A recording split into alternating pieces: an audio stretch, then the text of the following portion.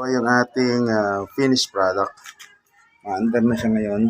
Bakas natin para malamig. Yan. Yan yung ginagawa natin. Ha? Ngayon hindi tayo teacher. Ano tayo? Mechanic, repairman ng electric fan. Yan. Ayan pa yung isa. Yung paiikutin natin. Sana umandar. Yan. Kita niyo yan. Sasaksak natin. Sasaksak natin. Yan. Sasaksak natin. Tsaka natin paandarin.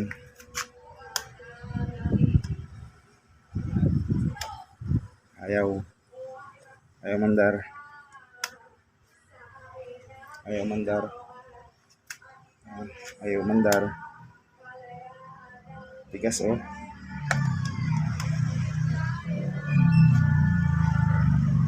Ayaw mandar. Paandar natin yan mamaya. Ito nga pala yung electric fan ko na ayaw umandar. Yan. Ayaw niya umandar. Binebenta ko na yan. 500 lang. Ano? Kung merong interesado sa inyo, ayan ha. 500 lang. May discount pa yan. Ha? Unahan na lang kayo. Oh. Sinong mag-react ng heart? Una, sa kanya na to.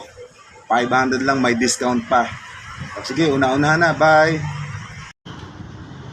Ayan, dalawa na yung napagana nating electric fan. Ha? Maandar na siya. O, unahan na lang kayo kung sino gustong bumili. Yung malaki, 1,000 lang. May discount pa.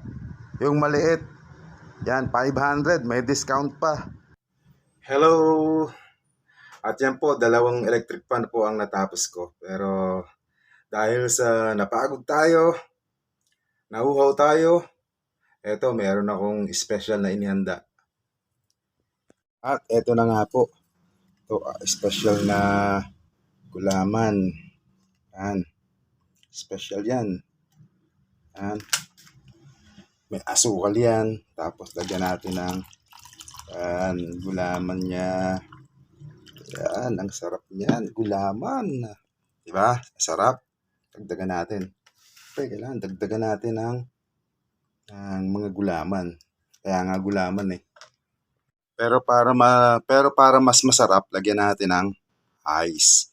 Yan, gulaman na may ice. Wow, sarap.